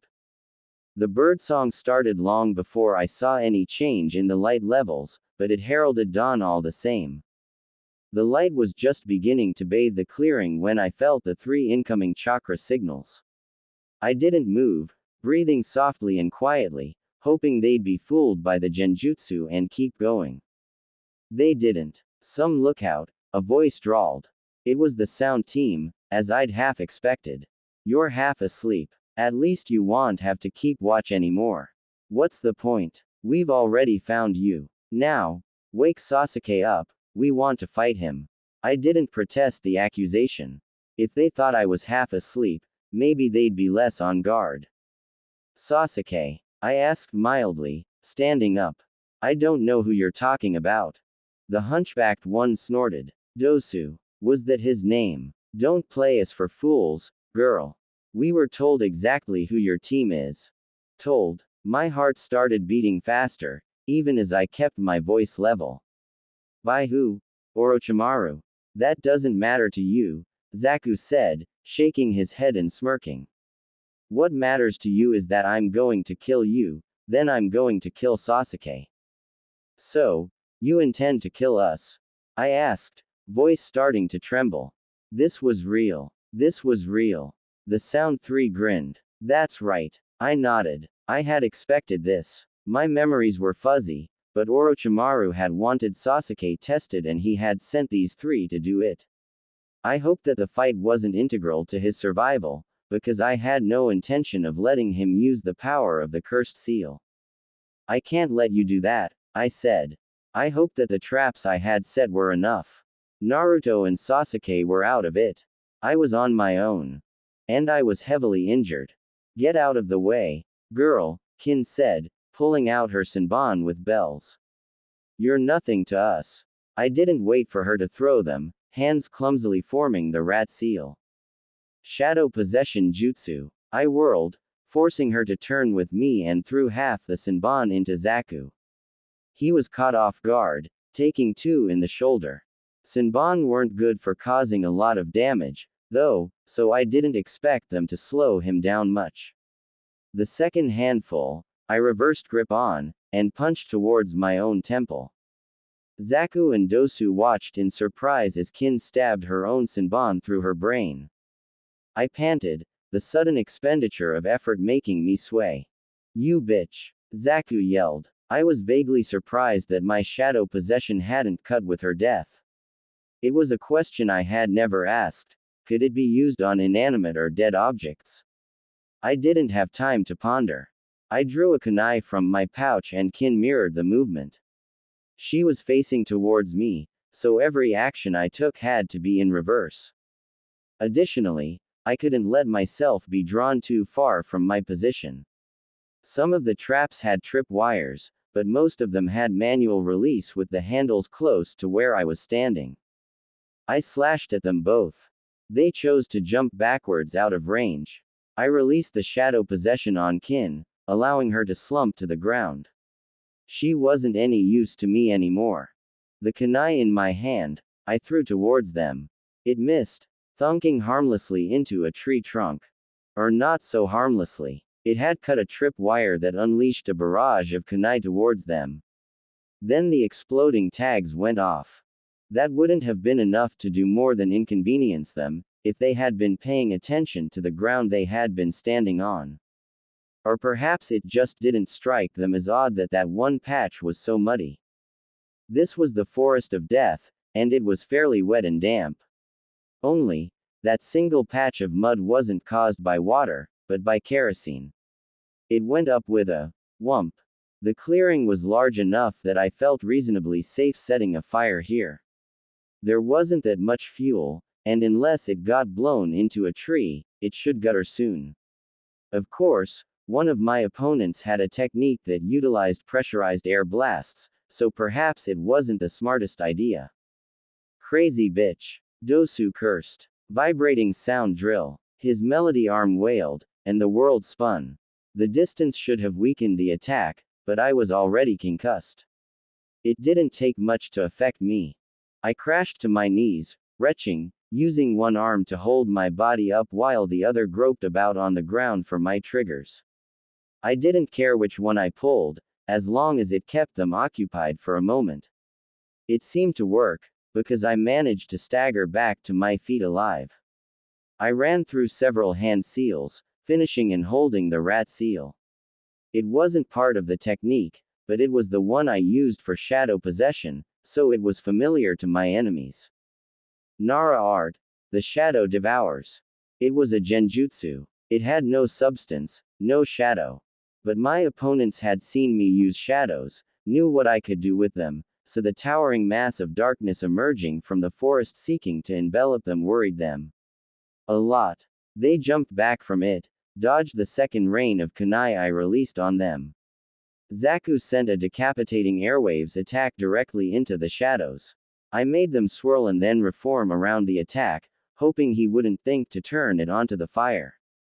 I kept up the projectile attacks, releasing wave after wave of kunai and shuriken, forcing them to duck and dive out of the way. The only path left for them to take was a narrow gap between the forest and the fire. They leapt for it, only to crash straight into the ninja wire that I had strung up at neck height.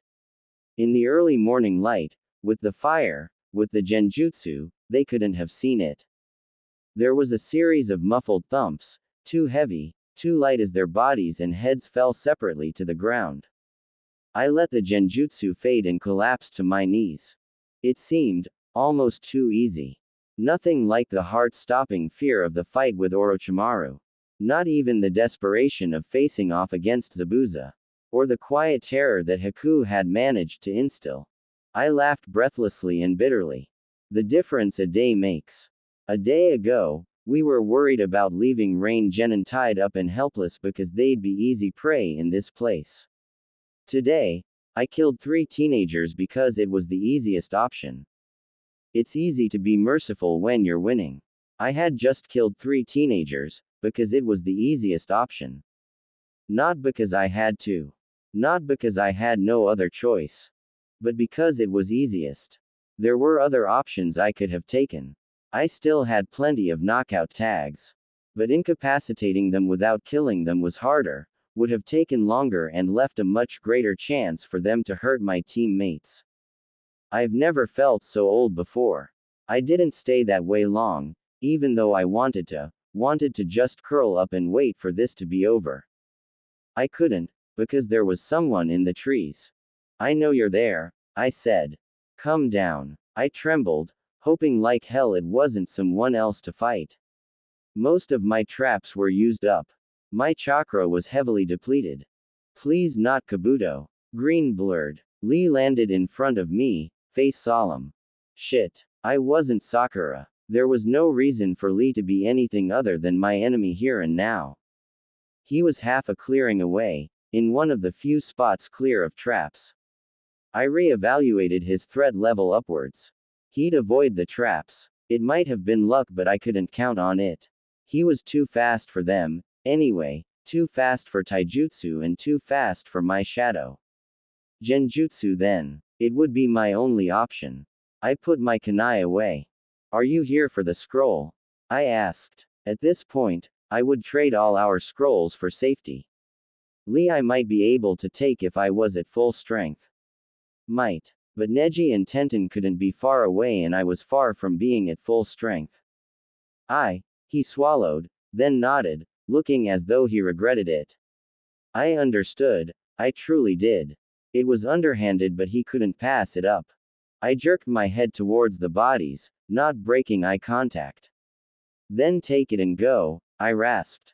For a second, he looked awkward, like a 13-year-old confronted with 3 dead bodies, then with a twitch, a shiver, it was gone, leaving behind a primed killing machine, who frisked the bodies expertly. Heaven, he said, pulling it from the second body. We already have this one. I watched him passively as he held it loosely. He considered it with a furrowed brow, then tossed it so it landed halfway between us, and turned to go. He paused and opened his mouth but said nothing. I was too tired to think about what he might have said. He leapt into the trees, vanishing from my sight. There were 2 other chakra signals in that direction, probably Neji and Tenten. There were 3 more incoming at speed from my right, but these 3 were as familiar to me as my own. Team 10 burst into the clearing, then stopped in shock. Holy hell! Ino exclaimed. What happened to your face? I grimaced and touched the heavy white paste I'd smeared over the gravel rash. We got our asses kicked. Shikamaru was looking around the clearing with an odd expression. We saw you fighting these guys. Thought you might need a hand. Guess I was wrong. I closed my eyes. I didn't want to see their disapproval. I would have, if I hadn't aimed to kill. Where? Ino's voice faltered. Where's your team, Sasuke?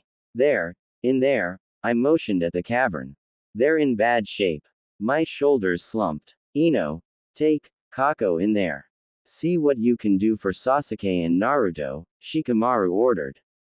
My brother, giving orders. I blinked. We'll take care of this, he finished, turning away. I looked wearily at the bodies, suspecting I knew what he meant. No, I've got to show you where the traps are, I protested weakly, staggering to my feet with a wince. My eyes fell on the scroll lying innocently in the middle of the clearing. What scroll do you guys need? We aren't taking your scroll, Ino said, sounding horrified. Don't even think that, just because we're in this stupid exam. I shook my head and then swayed. Right. Don't do that. No. See. The thing is, we have an extra heaven scroll. I patted my jacket, checking that I actually still had my one before giving the other one away. You can have it, if you help us. So you need an earth scroll. Man, that sucks, Choji said. He wasn't eating, which was strange. No. We got one of them too, I mumbled. Hopefully Naruto hadn't lost it. I could feel them exchanging meaningful glances. Okay, Shika said. Here's what we're going to do. You're going to show me where the traps are, then you're going to get some rest. We'll take it from here. Shikamaru didn't argue, he just worked around your objections to get to his desired outcome. I nodded, head bobbling back and forwards on a neck that didn't want to support it. The sheer relief at having them here, it made me want to cry. Things will be okay, now. Of course, it couldn't be that easy. I was pointing out the traps to Shika and Choji, my thoughts sliding out of my grasp. I was missing things, I knew it, but Shikamaru was smart enough to spot the ones I was missing. He was mostly just humoring me, anyway. Then the black chakra surged inside the cavern. My head snapped around. Sasuke. Even to myself, I sounded frightened. I headed back towards the tree hollow, stumbling slightly as the ground seemed to tilt. Concussion, exhaustion and inner ear disruption combining to make me incredibly unstable.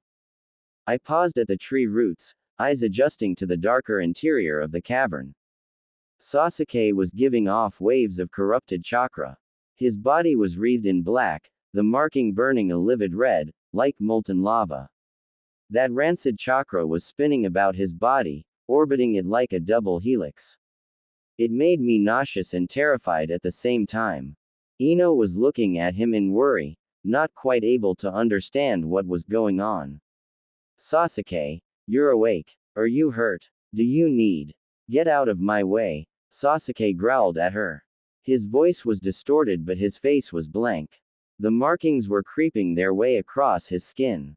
Maybe you should sit down. You were hurt, weren't you? Ino chattered, ignoring his gruff demand. There was some unease in her expression, though, because she knew this wasn't right. His face contorted into anger and his hand raised, curled into a fist, more to shove her out of the way than hit, I think. Nay, Sasuke, are you okay? Ino asked, leaning forward. I saw him twitch. I moved. My ribs audibly cracked under his fist. I couldn't stop the surprised wail of pain that escaped my mouth, or the little gasping sobs that followed it. Sasuke stiffened, the anger on his face fading into a non-comprehending puzzlement. Shikako. Who hurt? I hit you. He stared at his hand, flexing it as though he couldn't believe it had done such a thing. I sank to my knees, choking and gasping. Gods, that hurt.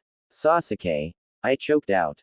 Your chakra was poisoned, you need to stop using chakra. Ino fluttered to my side, her eyes impossibly wide. I ignored her, focusing on Sasuke.